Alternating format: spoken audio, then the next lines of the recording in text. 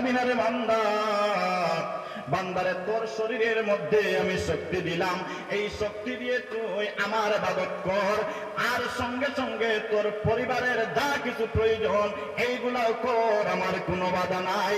কিন্তু আজকের যুগে দেখা যায় মানুষ শুধু পরিবার নিয়ে ব্যস্ত, ঠিক কিনা? ও বন্ধুগণ আমার, কিছু মানুষ নাশুকরি করে, কিছু মানুষ পরে দম দিতে চেয়েছে আর নামাজ চাপে, এরকম বলে কি বলে না?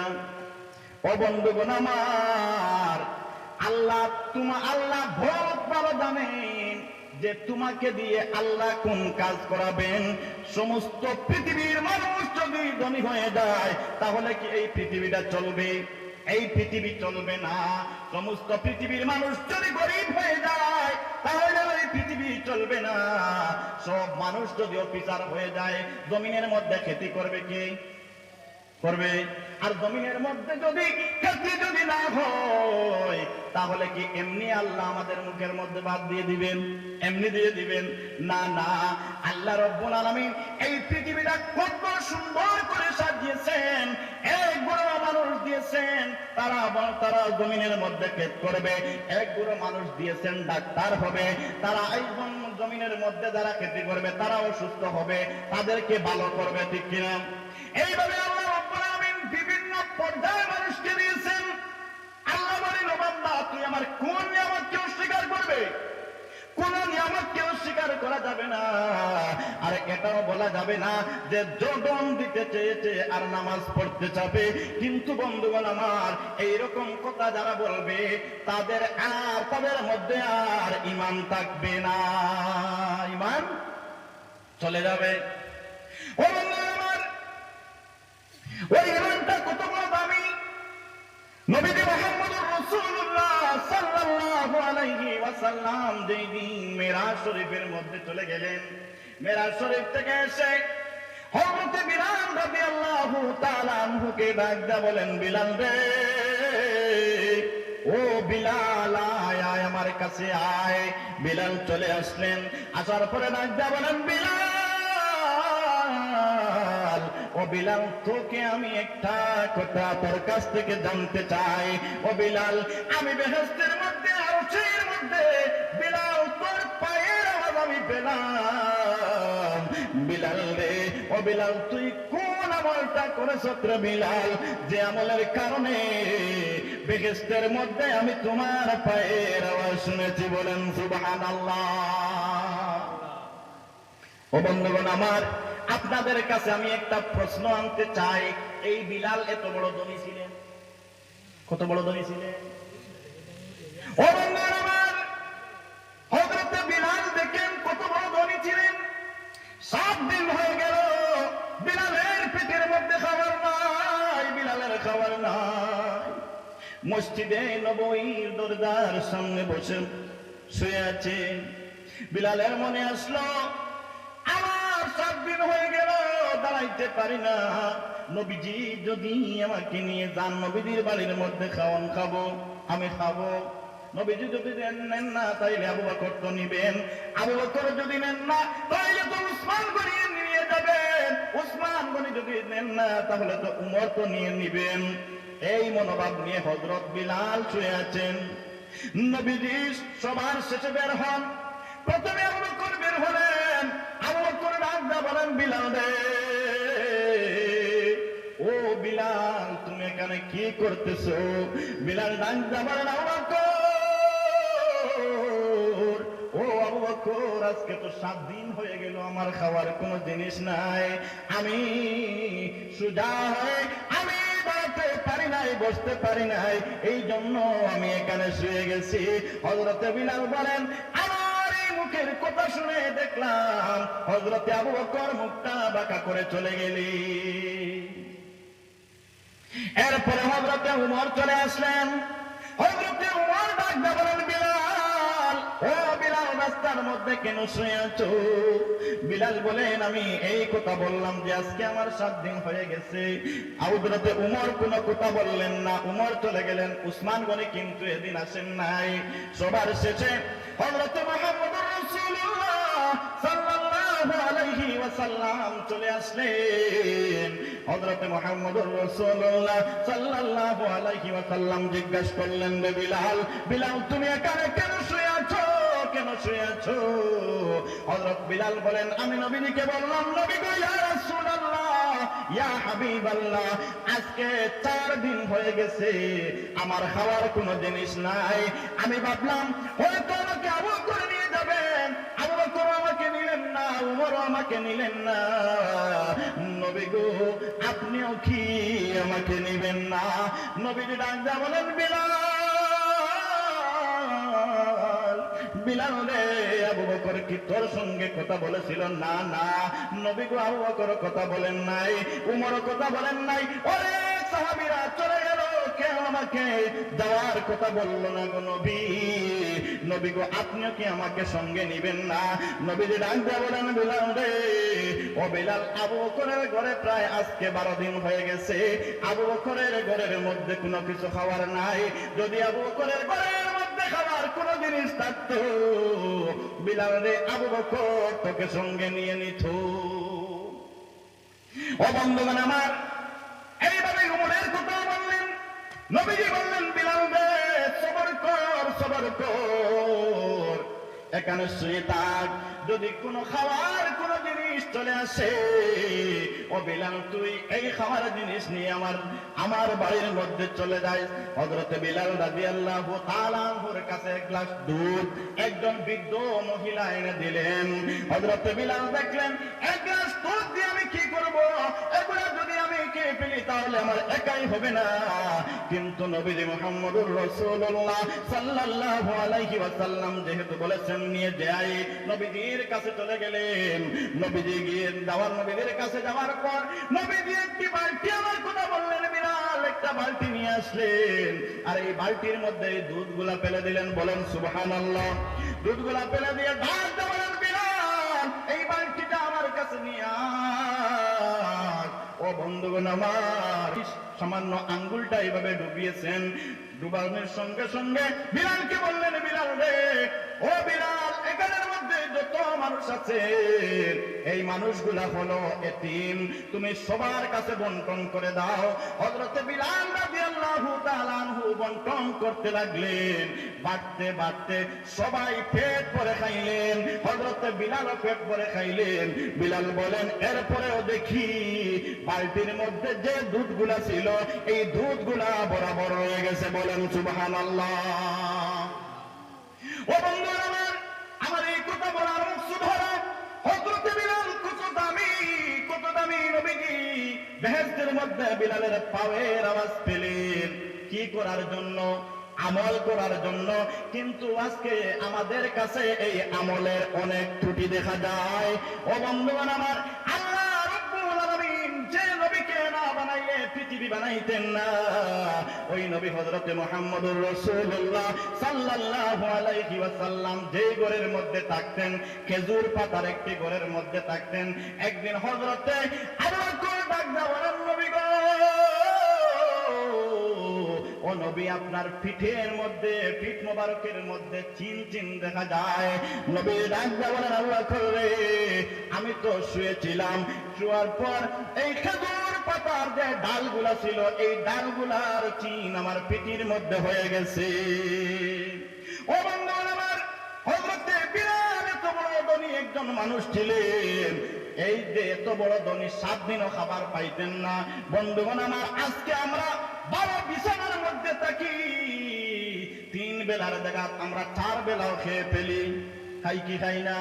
আমরা খাই, অনেক সময় খাই, কোন মানুষ খায় না। অনেক ধনী মানুষ আছে সে খাইতে পারে না, ঠিক কিনা বলুন? ও বন্ধুগণ আমার, কিন্তু আজকে আমরা সাহাবীদের জীবনী আমরা দেখি না, সাহাবীদের জীবনী আমরা শুনি না। আমরা বলি সাহাবীদের জীবনী যদি শুনি এগুলা কিচ্ছা হয়ে যায়, এগুলা কিচ্ছা হয়ে যায়। আমাদের কর্তব্য হলো সাহাবীদের জীবনী দেখবো, নবীদের জীবনী দেখবো, বড় বড় মুনিশিদের জীবনী দেখবো, যে তারা কিভাবে চলেছে আর আমরা এই জমিনের মধ্যে কিভাবে চলাফেরা করতেছি। ও বন্ধুরা আমার, হযরত বিলাল রাদিয়াল্লাহু তাআলা আনহু বললেন, নবী গো,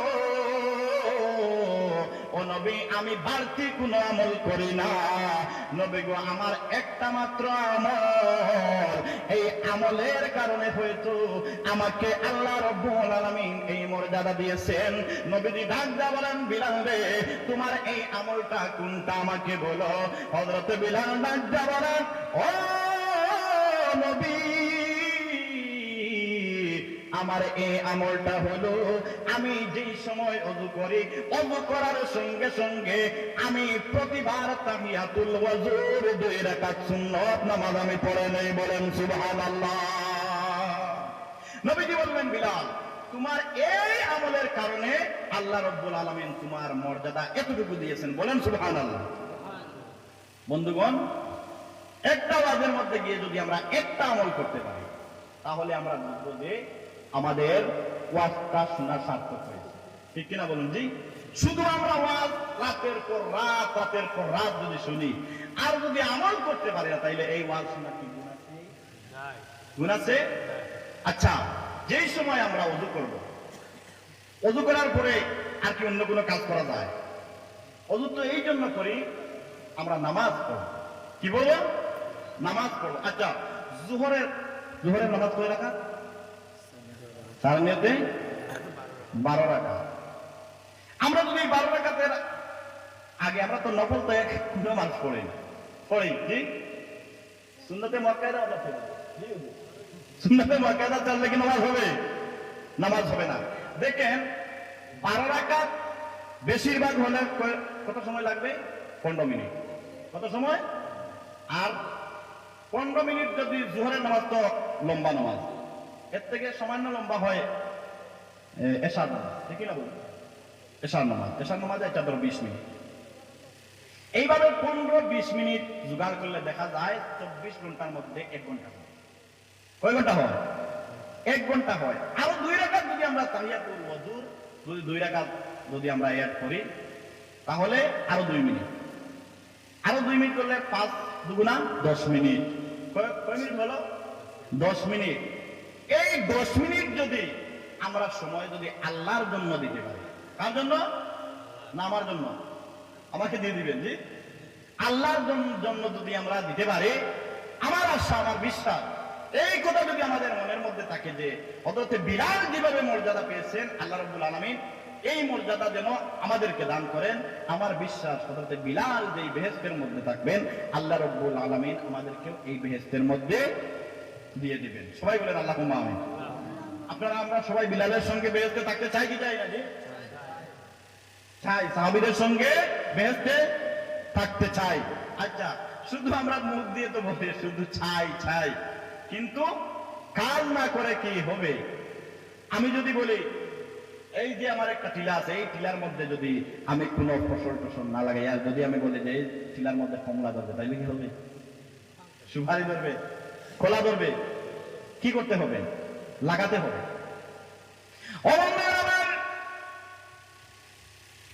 দেখেন আমরা বড় কৃপণ, এই যে 24 ঘন্টা সময় থেকে আমরা 1 ঘন্টা সময় আমরা আল্লাহর জন্য দিতে পারি না। 24 ঘন্টা শুধু আমার পরিবারের জন্য দেয়, ঠিক কিনা? কেউ গুনার কাজের জন্য দেয়, পরিবারের অনেক মানুষ আছে তাদের পরিবার নাই, শুধু আয়েশ উল্লাসের জন্য 24 ঘন্টা সময় দিয়ে দেয়।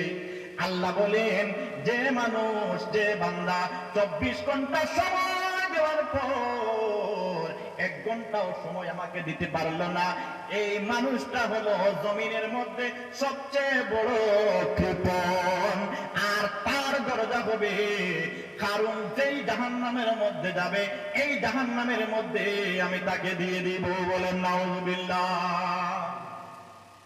ও বন্ধুগণ শুনেন, কারণ কত বড় কৃপণ ছিল, কত বড় দুষ্ট ছিল। হযরত মুসা আলাইহিস সালাতু ওয়াস সালামের জামানায় ছিল কারণ, কার জামানায়? মুসার জামানায় ছিল কারণ। অনেক ভালো একজন মানুষ ছিল, তাওরাতের হাফিজ ছিল কারণ। তাওরাতের 3 জন হাফিজ ছিলেন, একজন হযরত মুসা আলাইহিস সালাম, বলেন সুবহানাল্লাহ। আর মুসা আলাইহিস সালাতু ওয়াস সালামের ভাই ছিলেন হযরত হারুন আলাইহিস সালাম। হযরত হারুন আলাইহিস সালাতু ওয়াস সালামের 22টা চাচাতো বড় ভাই ছিলেন কারুন, আর আপন ভাই ছিলেন মূসা। হযরতে মূসার একজন বোন ছিলেন। মূসা ভাবলেন আমার বোনটাকে আমি কার সঙ্গে বিবাহ দিব। চিন্তায় পড়ে গেলেন। ভাবতে ভাবতে দেখলেন আমার চাচাতো বড় ভাই তো বড় ভালো মানুষ, সে তাওরাতের হাফিজ, তার কাছে বিবাহ দিলেন। এত ভালোবাসতেন মূসা নবী। আল্লাহর কাছ থেকে ওনার হয়ে গেল, ও মূসা তুমি একটা কাজ করো, তুমি আমার তাওরাত কিতাবটা তুমি বার্নিং করো, বার্নিং এর কাজ করো, মানে একটা তুমি সোনা দিয়ে তুমি বার্নিং করে দাও। হযরতে মূসা আল্লাহকে বললেন, আল্লাহ গো এতটুকু সোনা আমি কোথায় পাবো, আর কি দিয়ে আমি এই তাওরাতের বার্নিং করব? আল্লাহ বলেন মূসা তুমি কি আমাকে এত গরিব মনে করেছো? আচ্ছা আল্লাহ কি গরিব? আল্লাহর কাছে ধনের কোনো অভাব আছে? একটু বলেন না অভাব আছে? অভাব নাই। আল্লাহ বলেন মূসা চিন্তা করিস না, এ মূসা চিন্তা করিস না, আমি তোকে এই ব্যবস্থা করে দিচ্ছি। কারণকে বললেন এ ভাই, তোমাকে আমি একটা কন্ট্রাক্টদারি লাইসেন্স দিব, এই কন্ট্রাক্টদারি লাইসেন্স দিয়ে তুমি এই কাজটা করবা। কারণ বললেন ও ভাই কি লাইসেন্স আমাকে দিবা, কি কাজ দিবা? মূসা নবী বললেন কারণ দে, ও কারণ তুমি আল্লাহর এই তাওরাত কিতাবের বার্নিং করতে হবে, কিন্তু সাধারণ কোন জিনিস দিয়ে করা যাবে না, তুমি এই কাজটা সোনা দিয়ে করতে হবে। কারণ বললো ভাই গো এত সোনা আমি কোথায় পাবো? মূসা বললেন বাইরে আমার আল্লাহ এত মহান, এত শক্তিমান, আল্লাহর কাছে সোনার কোনো অভাব নাই, আল্লাহর কাছে দয়ার কোনো অভাব নাই, আল্লাহর কাছে মায়ার কোনো অভাব নাই, আমার আল্লাহ তোমাকে দিয়ে দিবে। একদিন বললেন ভাই সোনার ব্যবস্থা হয়ে গেছে। কারণ বলল ও ভাই ব্যবস্থাটা কিরকম হলো? হযরতে মূসা আলাইহিস সালাতু ওয়াস সালাম বললেন আল্লাহ আমাকে একটি পাথর দিয়েছে, যে পাথরের নাম হলো পরশ পাথর। এই পাথরটা যেই জায়গার মধ্যে রাখা হবে সঙ্গে সঙ্গে এই জায়গার মাটি সোনা হয়ে যাবে। বলেন সুবহানাল্লাহ। সুবহানাল্লাহ বলতে কি অসুবিধা হয় আপনাদের? যে আল্লাহ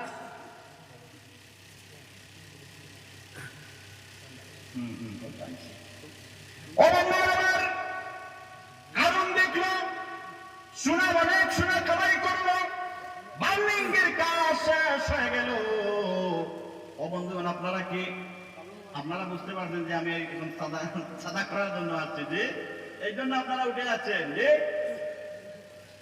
সামান্য সময়ের মধ্যে আমি শেষ করে ফেলবো, কিন্তু আপনারা ভয় পাবেন না। কারণ এই ঈদগাহে কি আমি নামাজ পড়বো? যে যদি হয়তো কোনোদিন না কোনোদিন যদি তৌফিক দেন তাইলে আসবো, জি। কিন্তু প্রতি বছর কারা নামাজ পড়বে? আপনারা নামাজ পড়বেন। ও বন্ধু আমার, কারণ কি করলো? এটার মধ্যে লোভ করে নিল, এই পরশ পাথরটা লুকিয়ে নিল।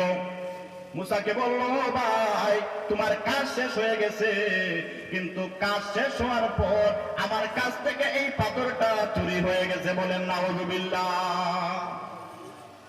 ও আমার আল্লাহকে বললেন আল্লাহ পাথর তো চুরি হয়ে গেছে, কিন্তু কারণকে বলছেন ও কারণ দেখ আমি নরম নয়, আমি বড় গরম, আমার রাগ অনেক বেশি, এই পাথরটা দিয়ে দে।